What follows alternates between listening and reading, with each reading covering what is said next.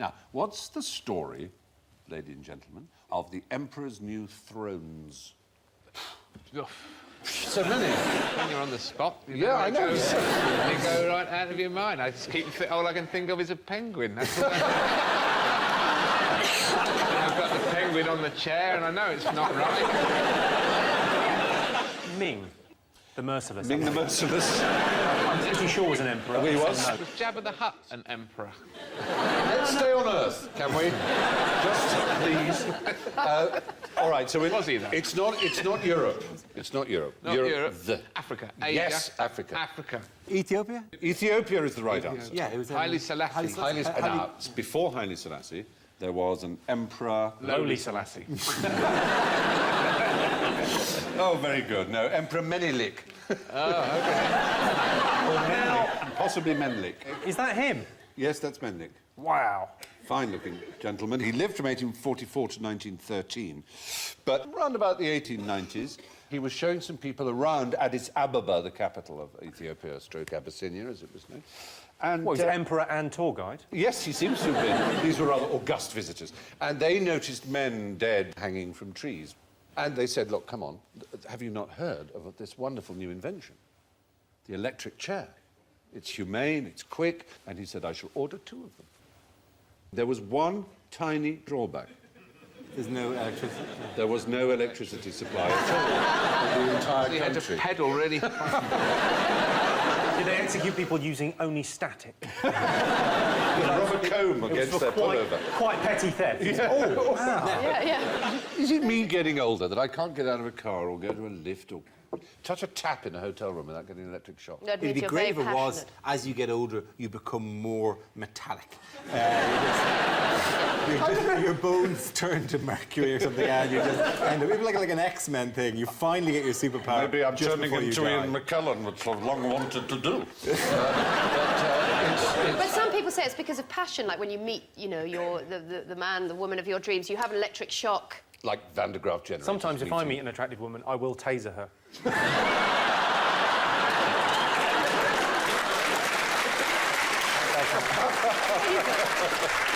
Well, there we are, you see, so... But we still haven't quite answered the question yet. He used them as thrones. He used one of them anyway as a throne. Did he stop becoming emperor when electricity finally came to Addis Ababa? And when they eventually brought it, they go, big news, hope you're sitting down. No, wrong thing to say. How has the Eurovision Song Contest made Europe a better place? How has it made it a better place? Because it has, as you can see, the dove. Yeah. It has brought together the nations of Europe. Has it? It's divided east from west.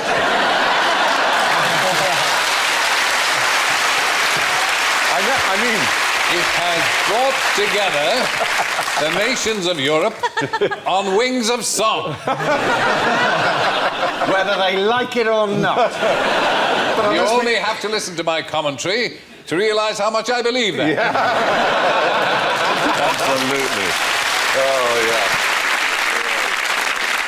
One of the few Eurovision Song Contests I remember incredibly well because the winners are one of the most famous pop groups in the world there's ever been. That was ABBA, and that was in the year... 1974, Brighton. 1974, exactly, with the song... Waterloo. Waterloo, a great song. But there happened to be a song that Portugal provided that year. They came second from bottom. They only got 3 points. It was called Paddington. But it was one of the most important Eurovision songs ever written for an extraordinary political reason. Are you saying that that was the signal for the Portuguese Revolution? Yes, I am. It was called E Depois de Adeus, After the Goodbye, sung by Paulo de Carvalho. I have to tell you that I think you got the year wrong. It was the following year, when it was being held in Sweden, after ABBA had won, that was the Portuguese Revolution, and they came out with guns with carnations in the barrels of the guns. because it was called the Carnation Revolution, wasn't it? We yield to you, none knows better than you. But isn't it wonderful? It was, that song was used because a man called Salazar, or at least his party, had run Portugal for years and years. He didn't technically style his regime a fascist one, but he certainly gave 3 days national mourning when Hitler died, for example, so yes. I think you can call him right-wing. He wasn't quite Franco, but he was pretty He well was pretty there. close. Yeah. Bizarre leader, because he had a stroke. And after his stroke, he was relieved of his command, and a man called Caetano became Prime Minister, but they never told Salazar. He went to the grave thinking he was still running the country. They just took his power away from him, and he still thought he was running, was signing things, but it was of no importance whatsoever. Isn't that nice? That's such a lovely way of doing it. That could be a fantastic scheme for so many dictators. They don't get out much. All you need is the noise of some crowds playing on a tape outside, big office, lots of things to sign. Well, I hope when I go mad that someone pretends I'm in charge of a large country and gives me lots of things to sign, rather than just sedates me and sticks me in front of a window. Thank you for watching. Napoleon once said an army marches on its stomach. Why would you want a Frenchman by your side in a fight? There is a Frenchman. Give me 5 points if you know who that Frenchman is. It's Andre the Giant. It is Andre the Giant, you're absolutely right. He was a well-known wrestler. Yeah. And also starred in an excellent film Called The Princess Bride. The Princess Bride. You're right. Points Trivia for you, points, I think. yes, but not real points. Excellent. Which is his normal body colour? I think... He's going to a party at Judith Chalmers' house in one, and then in the other he's going around the Smurfs. But we use him as an example of a French soldier, which he wasn't French soldier. really. But why would a French soldier be a good person to have by your side? Are they good at fighting? Well, that's really the point. Yes, they are, despite their reputation for being miserable Always cowards. losing. Yeah, for always losing, they didn't. It seems, according to Niall Ferguson, the historian, of the 125 major European wars fought since 1495, the French have fought in 50, more than Austria, which is 47, and England, 43. And they achieved an impressive average. Out of a total of 168 battles fought since 387 BC, they've won 109, lost 49, and drawn 10. Yeah. That's pretty good. Put the glasses back on. Yeah. Just pop them back on. Yeah. Now, people flicking over the channel may suddenly think that they're seeing a Benny Hill retrospective. Hello, viewers! There's a touch of that. Oh, if only Henry you can't, McGee was on isn't it? tonight, what a show you'd have. Yeah. We are speaking with Mr. Fred Scuttle. Yes, we are, sir. I have been hosting quizzes for some 20 years. My father used to build concrete barriers to stop cars. Bollards. It's true, sir. We miss him. We miss him dearly. The world needs Benny. Anyway, that's the point. Despite... What did groundskeeper Willie famously call them? Ah, cheese-eating surrender monkeys. Cheese-eating surrender monkeys. Despite that reputation for not being...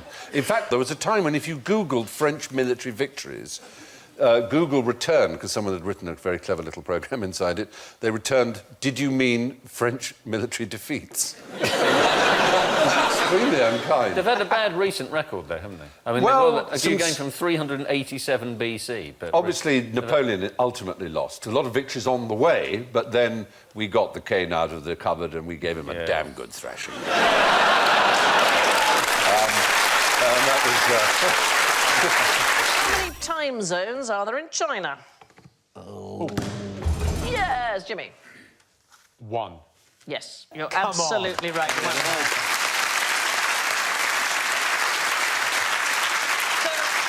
No, don't even explain. Let's just enjoy that moment for a second. I don't know anything on this bloody show. Yeah, that's absolutely it's right. 1, Why actually. do you think that? What? Do you know what? That's not important. What matters is... There's 1 time zone in China. Yeah. You can take that to the bank. Yeah. I imagine the Communist Party decided what the time was, and that was it. Yeah, you're absolutely right. So, given the size of the nation, you would think that it would be many least different... 4. At least 4. But it's always Beijing time, no matter where you are. So if it is noon in Beijing, then 3,000 miles away, it is also noon. It was standardised time in 1949, following the Revolution and the Civil War. Was there people in the middle of the night, like, forcing lunch down them? Yes. Oh, lunchtime again. Yes. In the summer, there are places where the sun sets in the middle of the night, and then in the winter, the sunrise might not come until 10 o'clock in the morning. First adoption of standard time in Britain. Why did we adopt it? Was that wartime? No, 1847. So we're talking about the railways. It's because there's no point in having the railways if you're all on different times. You say that, but I don't know if you've used Southern Rail. GMT, we start to get it. 1855, about 98% of the country is using it, and then it became Britain's legal time in 1880. But there were still places, some British clocks have got 2-minute hands. So there's a still working public clock over the old Corn Exchange in Bristol, and it has a black minute hand for GMT, and it has a red minute hand for what was known as Bristol time, and it's 10 minutes behind. And that clock is still working. 10 minutes behind. I've done some gigs in Bristol, that makes sense. Yeah. Sometimes they don't get it straight away. I think they might be in. Name the largest single man-made structure on the planet. Oh. I'm not falling for that one. No way. No way. Is it going to be a 50-mile-long tunnel or a bridge or something like that? What we've got out of the way, because it's hanging here like Yeah. a worry, is it's not the Great Wall of China. Oh, OK. Yeah. Try a continent where it might be. Europe. OK. Europe is not where it is. Asia. Australia. Nor Asia, nor Australia. North America. Nor North America. South America. Nor South America. Antarctica. Nor Antarctica. Arctic. Russia. Africa. Africa! Thank you.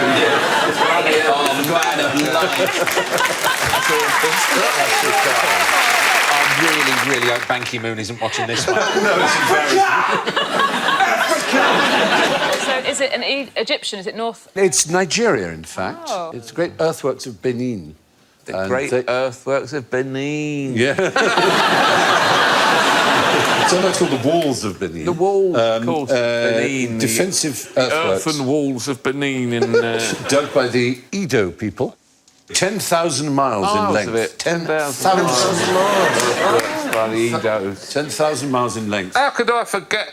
I know. 4 times longer than the Great Wall of China. Okay. Puny little wall. Consumed 100 times more material than the Great Pyramid of Cheops.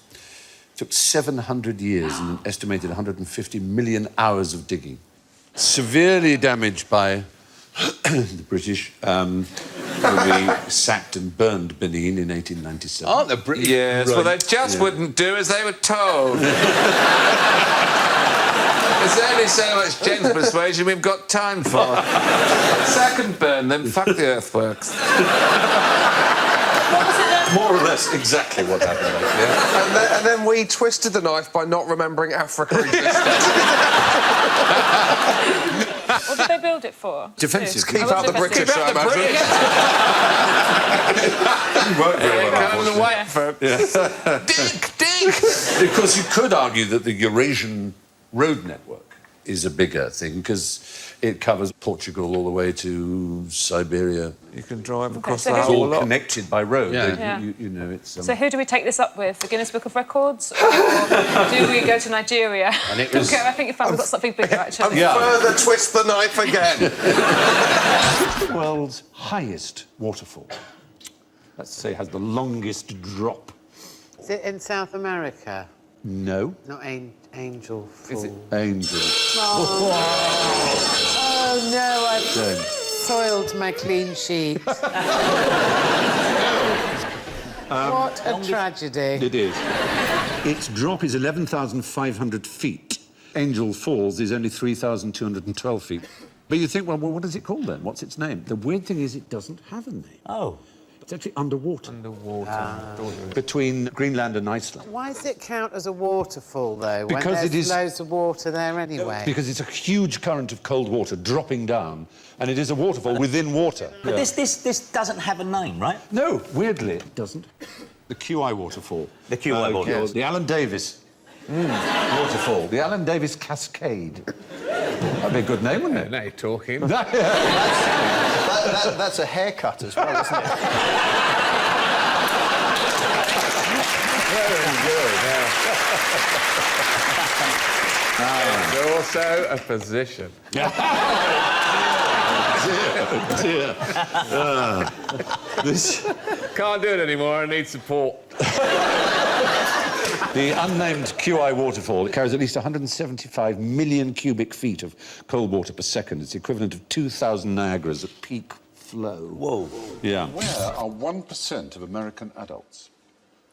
Oh, I imagine we could find out, couldn't we? We could use Google Earth, because some of them are quite big. There's Ron. He's got his own postcode. 1% of the population, which is... What's the population? It's about 300 million, isn't it? So you're talking about between 2.5 and 3 million, say? Jail. Yes. G for jail. English spelling of jail, of course, but it is G for jail. Really, that many people? 3 million people are locked up? Well, 2.3, which See, is 1 in every 99.1 adults. All of those guys there are innocent as well, because they all were arrested for having switchblades, but they've all only got one arm. Well spotted.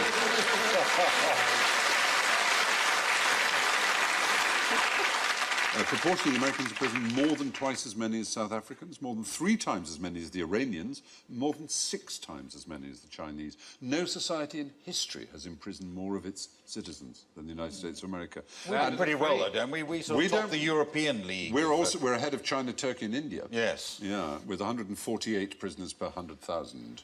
It's the 3 strikes and they're out. That's been the problem, yeah. I mean, a legal system based on baseball just seems bizarre. Yes. People don't seem to understand the law. It's all very complicated. What's simple? What do people like? Baseball. Right then. Here's the rule. 3 strikes and you're out, yeah. Mental. What it means is if the first 2 strikes, the first 2 crimes you're convicted of are serious enough, the third one, no matter how trivial, will get a life sentence, 25 years or more. So, for example, Leandro Andrade is serving 2 consecutive 25-year terms for shoplifting 9 videotapes. He took 9? Yes. Kevin Webber, 26 years for stealing 4 chocolate chip cookies. It's astonishing. It's really stupid, isn't it? Because if you know you're on this sort of deal... Yes. Yeah. Take 5. Yes, That is the idea. Do another murder. Do a bank job. There's no point... There's no point doing anything trivial. If No, you're I know. going to get caught. It is a bit bonkers. But the racial numbers are a bit worrying. And the gender numbers, it's 1 in 30 men aged 20 to 34 is behind bars. But for black males, that's 1 in 9. 1 in 9. There are more 17-year-old black people in jail than in college in America. So 5% of the world are American, 25% of all prisoners Isn't the real are American. controversy with this the business end of it? Well, that's true. It's also, as you say, right, it is a business. Because it's not just licence plate, they make loads of stuff. Well, one of the things I should have said when talking about contraband is that you're not allowed to bring into America anything that's been made by forced labour or prisons. But in America, you could almost say, if you were so minded, that they've reinvented the slave trade. They produce, for example, 100% of all military helmets, ammunition belts, bulletproof vests, ID tags and other items uniform, 93% of domestically produced paints, 36% of home appliances, 21% of office furniture, which allows the United States to compete with factories in Mexico because, of course, obviously the workers can't refuse to work for 25 cents an hour. I'd very much like to say something hilarious, but something must be done. It is. Should we... It feels a bit more question-timey this year. It is a bit amazing, isn't it? Yeah. It's extraordinary. Yeah. It's slavery by the back door. Exactly, wasn't it? Which is another video that I've got.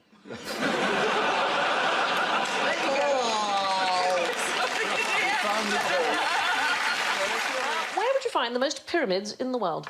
Yes! Egypt. I'm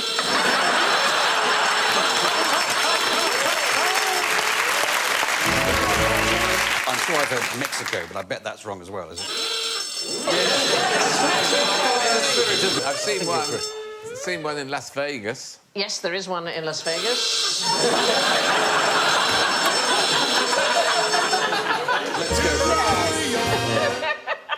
Switzerland. Yes, let's try Switzerland. Switzerland's...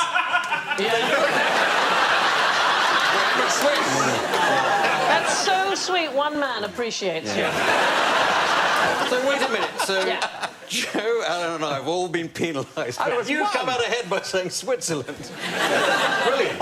Is it the United States? Are there more pyramids in the United States? No, it's nearer to Egypt than... Libya, Algeria, Tunisia. It is, you've got it, you're in the right part of the world. Sudan?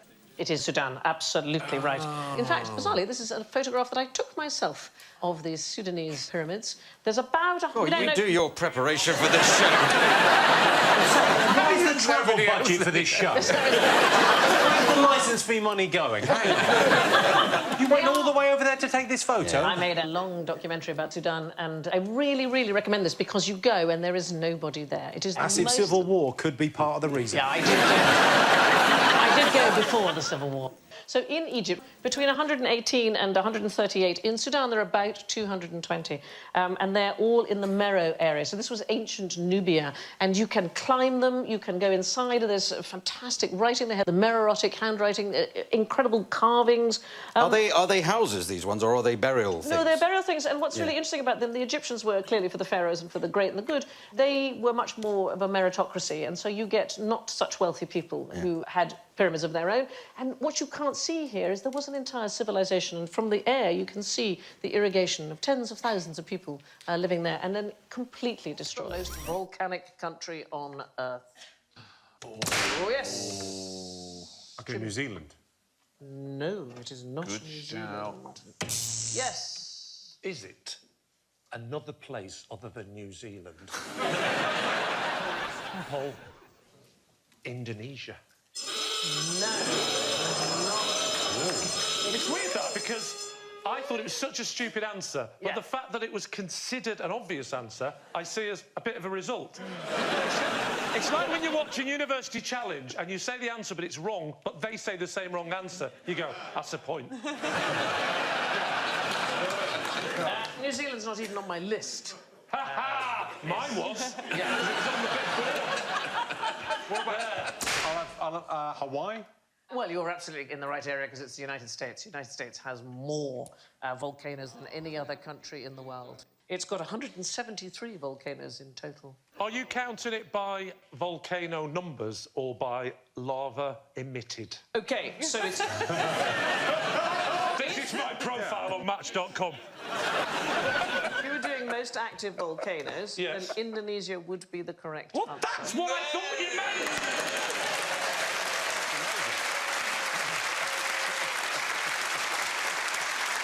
I've just given myself 2 points! Yeah, maybe turn the fingers round. I've just given myself 2 points! It's United States first, then Russia, then Indonesia, then Japan. Those are the ones with the most volcanoes. I don't think Russia's taking part, actually. But in terms of active, it's Indonesia, then the Philippines, and then Japan. I mean, there are areas where there's just a huge number of volcanoes. So the Pacific Ring of Fire has got 452 volcanoes. It runs all the way around the Pacific. Place in the world with the densest region of volcanoes. The most amount of volcanoes. Yes, the densest. Where might you find that? Yes! Indonesia! No! Antarctica. Antarctica. But it's so cold. Well, yes, so this is the issue about it. So in 2017, 91 new volcanoes were found under the ice sheet of Western Antarctica. It now has one volcano every 4,800 square miles, and they're expecting to find lots more. Some of them are as tall as the Eiger. And they were all discovered by researchers at Edinburgh University, and it really, really matters because it has implications for the rest of the planet. If one of them erupts, it could melt the ice from beneath. Goodbye, Norfolk. Yeah, basically. Let's cancel it then. I feel like we were like, let's do that. No, let's not do Let's that. not do It's it. it's not a good idea. The most volcanic country on Earth is actually the United States. Where would you find the largest body of water in Africa?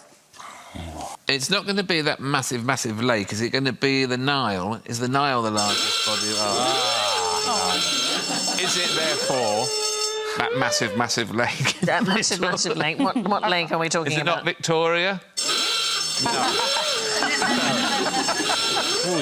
Is it a river that goes into a lake that never ends from the top of the continent to the bottom or something? Are these all traps and it's just someone with a massive paddling pool or something? Yeah, no, none of those things. Is it underground? Yes. Oh. It's underground, it's underground. Underground, it's the most unlikely place. Thank God, Sahara Desert. It is exactly right. Is it? 50 points. Yes, well done, Alan, very well done. Underneath the eastern end of the Sahara lies around 150,000 cubic kilometres of water. That is 3/4 of the total amount of water held in all lakes in the world. Wow. It's basically a huge mass of very wet rock, and every single crevice, every nook, every cranny is filled with fossil water, so water that's been trapped deep underground rather than it's part of the water cycle. Wow. And the Nubian sandstone aquifer system is the largest known fossil water aquifer system in the world. It spans a land area of 2 million square kilometres, lying under much of Egypt, Sudan, Chad and Libya. Africa was once home to the largest freshwater lake in the world. It was known as Mega Chad, and it covered an incredible area of Central Africa, more than the whole of the British Isles. So if we superimpose the British Isles on top, this will give you some idea of how big this water mass was. And then 1,000 years ago, it suddenly shrank. I had an idea for a television series once, where you would move Britain to a different part of the world and then discuss the consequences. You know, climate, neighbours, nearest war zone. High-budget stuff. Yeah. I was told by quite a well-known producer that it might work as a segment, but not as a whole show. Looks like I might have to podcast the bastard. I mean, what you'd have to deal with is all the people on the island who didn't want to move. Yeah, you might have to... Come on, we could go to the Indian Ocean for a couple of years. No, this is where we are. But you hate Europe. You don't want to be anywhere until we can move you. I think it's definitely a segment, darling. Lake Chad is tautological. Do anybody know what that... Does it mean Chad means lake? Yes, Chad means lake in the Kanuri language. I love things like that. Sahara Desert is another one, tautological. Canby Island, Wookey Hole Cave, Pendle Hill. This is Lancashire. Pen means hill, Dull means hill, and hill means hill. So it basically means hill, hill, hill, hill. Oh, I heard you. Was it named by someone who fell down it? Yeah. Mind that, hill, hill, hill, hill, hill, hill. You fell down the what? The pen. The what? The hill. What? The hill? Pendle Hill? Yeah. What happened? I fell down it! Great Britain and Ireland, what is the third most populous island in the British Isles? I know that you could get everybody in the world on the Isle of Wight and it would sink. That is not the answer that I'm looking for. The Isle of Wight, in fact, would come fourth. I'm looking for the one that would come third. I'm looking for the most populous island. Yes. Man? Now, the Man is not right. No. Is it going to be somewhere far off? No, it's not even far from the studio, actually. You could get there... Oh, Isle of Dogs. No.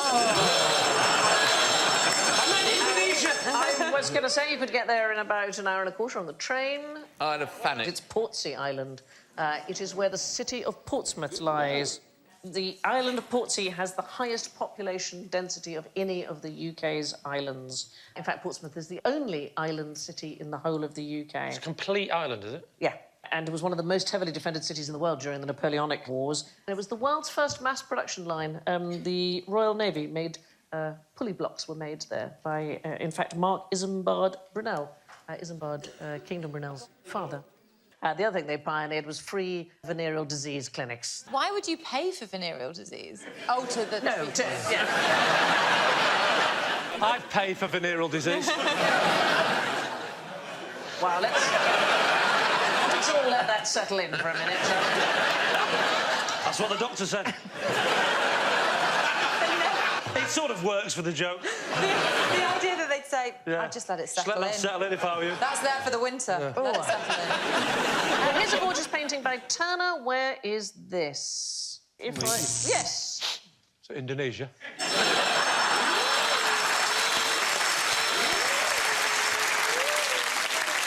I'll give you a clue. Here are two paintings. I'll give you the titles if this helps. One is called Festive Lagoon Scene, Venice, and the other one's called Procession of Boats with Distant Smoke, Venice. Is it Portsmouth? Yes, it is Portsmouth. You're absolutely right. Are you serious? They were wrongly titled in the 1960s when they were exhibited in New York. They had nothing to do with Venice or You whatsoever. said it as a joke. Yes. No, I just done an expert on Turner. So annoying. If he had painted them in Indonesia, I would have been laughing now. No, you're totally right. It was in 2003 that a curator at the Tate declared that they were not of Venice at all. They had been renamed the arrival of Louis Philippe, who was king at the time of France, at Portsmouth, 8th of October, 1844, and the disembarkation of Louis Philippe, 8th of October, 1844. Well, that is also a stretch, isn't it? I mean, you can't see him coming or going, can you? It's not the first time it's happened to a Turner painting. There was one which was identified as a view of Monte Rosa in Italy for over a century, and it turns out it's actually a pier in Scotland. Which country can you drive from East Coast to West Coast on Route 66? Oh, no. Come on. We're not going down there. Everybody's done the show before. Yes! America! America, yes!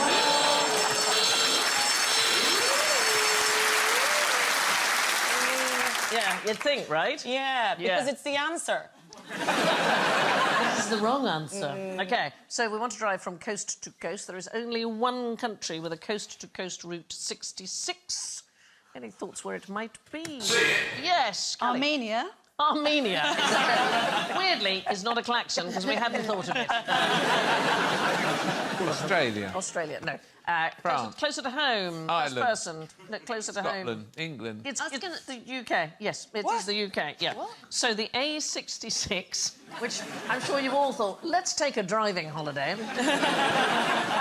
It goes 115 miles coast to coast.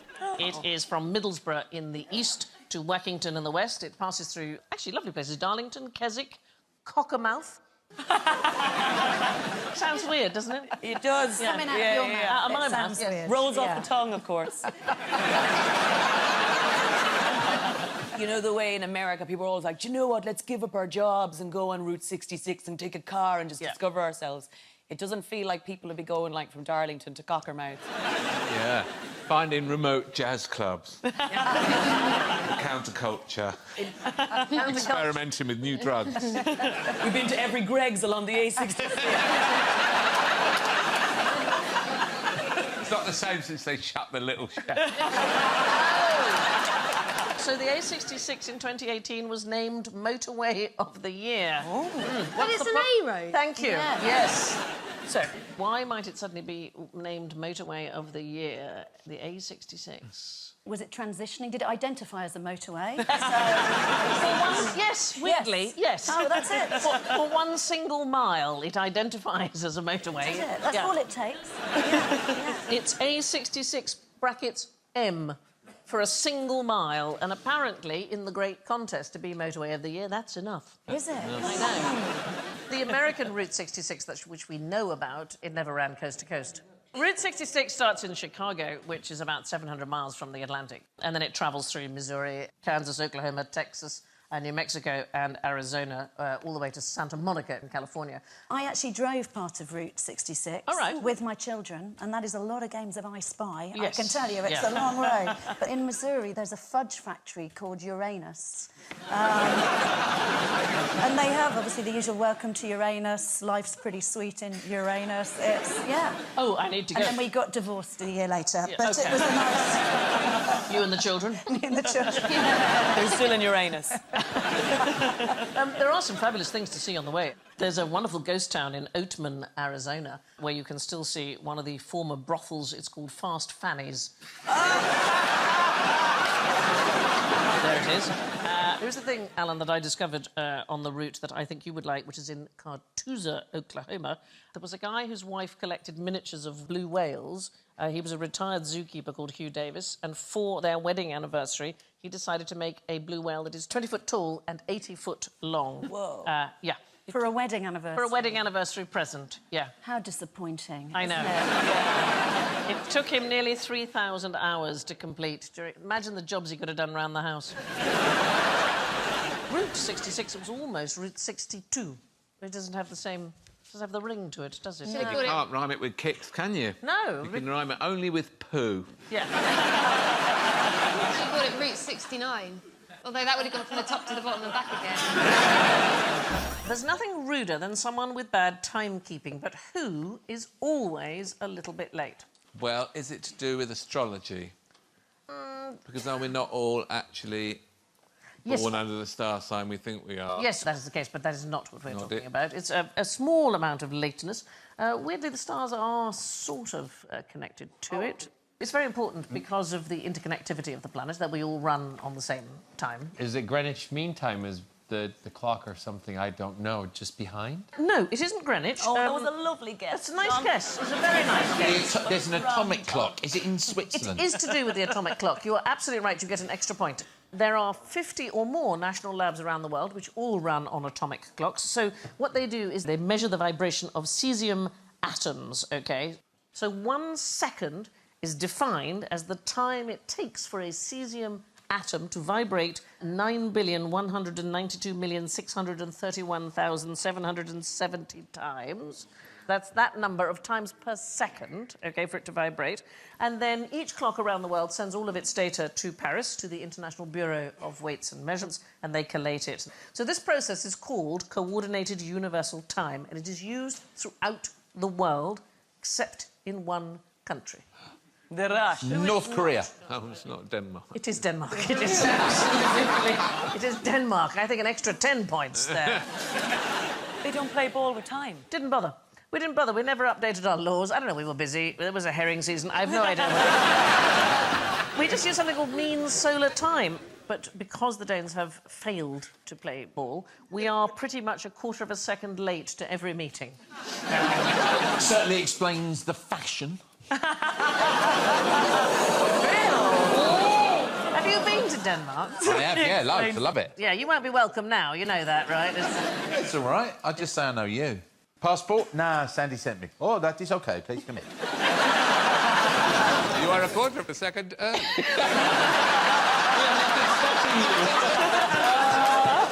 So it's called Coordinated Universal Time, but the acronym is UTC. Why do you think that might be? Because isn't that milk? Yeah. No, is that... No, that's...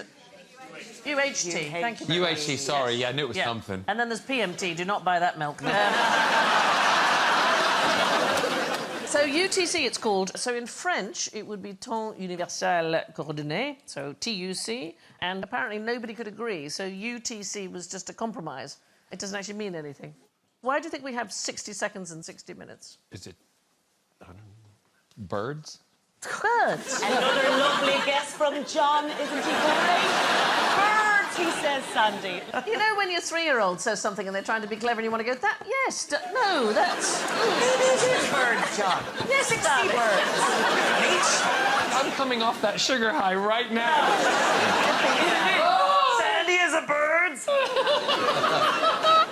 I always thought it was just mathematics. Yes, but why? So why 60? Because of all the factors in 60. Yeah, so 60 is a fantastically useful number because it can be divided by 12 other numbers to make fractions easy. And you can go back 4,000 years to the ancient Babylonians, who are probably the ones that came up with the idea of the 60 minutes. They just got it from the birds, though, didn't they? They just got it. Fundamentally, the birds. Which country has the lowest age of consent in Europe? Kazakhstan. In Europe. In Europe. Holland. No. Holland. Not Holland. Is it a H? No, it's not an H. Albania. Well, there's... the person who runs it is a double H. Oh. And Holiness. Yes. His Holiness? Yes. The Vatican. The Vatican City has the lowest age of consent. Does age it? of 12 is the age of consent in Vatican City. Gasp! Yes, right. It's for peculiar reasons, yeah. It's because... I think we know what the reasons are, Steve. It's to do with the Lateran Treaty, in which Vatican City became a sort of sovereign state. So they elected to choose the laws of Italy from 1924, and it so happened that then Italy changed its consent from 12 to 16, and the Vatican didn't. They've never bothered to change it since. It also has the highest crime rate. Yeah. By a long way, it has the highest. What would you say its population is? 5. 800. 500 is the 500, answer. yes. 500. There are 600 offences per year. What sort of offences? Yeah. Who? Is it just one family? One really bad family. You've got tyres out in the front It drive. does mean if you knock on the door, they knock you out. That proportionally, per capita, it has the highest crime rate in the world. A lot of 11-year-olds getting married. Yeah, that's probably what it is, exactly, yeah. But it has the most helipads and TV stations per capita in the world as well. It's a strange place. It's nuts. Yep, the Vatican City has the lowest age of consent and the highest crime rate. Now, what's the biggest banana republic in Europe? There's an elephant in the room. How is an elephant connected to a banana republic in Europe? Well, I don't know. Elephants like bananas. It's the only link I could come up with. Iceland. Iceland. Ah, the elephant They nation. go mad for them. Volcanoes covered in elephants, guzzling... Oh, no wonder that Bjork's weird. Growing up around all them elephants... Phil Jupiters, this is... you've put me in a really weird position here. Because there are no elephants involved, but the largest banana-producing country in Europe is Iceland. Come on! That's extraordinary. Absolutely remarkable. Is it to do with the thermal... The geothermal heat, yeah, exactly. They can grow a lot of bananas, and they grow more bananas than anywhere else. I withdraw my pachyderm. Yes. You've taken a few forward and one or two back. Some go, some back. Exactly, but that's an inspired guess, because one wouldn't have thought Iceland was the home of the banana in any way. Which European country is the largest exporter of bananas? It's the Dutch. No. There's a country in Europe that buys the entire banana crop of Belize every year and sells it on to the rest of Europe. Austria. It's Ireland. Ireland! The biggest exporter of bananas in Europe. You buy the whole crop of... Not you personally. Of course not. I also don't remember this ever going to a vote. It's a multinational private company. I don't think you're not totally nationalised. Fife's a really famous banana company. And now that you mention, I was always confused how we had a very famous banana company in Ireland. Because the Dutch is geest, spelt geest, isn't it? But that's their big one. But Fife's even bigger, I think. But wow, they should tell us this in school. We would be so proud. I'm very touched that you're so proud that your country... My step-granddad worked at Stratford Fruit and Veg Market, and he used to do very long shifts. And sometimes it was quite cold and he'd stay there all night and he would sleep in with the bananas because it was warm. Oh! And he told me that story and I thought, this sounds like a hellish existence. and then he said to me, the unions put a stop to that.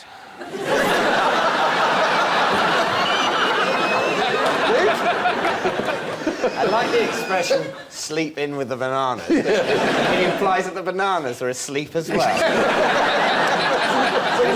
Nothing nicer than being woken up by a friendly banana. Well, quite.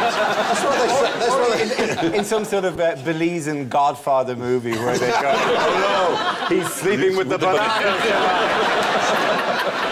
An easy one, so I'll give it randomly to my old friend Sandy. What can you tell me about this chap behind you? Oh. Well, do you think that the words give it away, or is that going to be unfair? The fact that it says the Puritan. Well...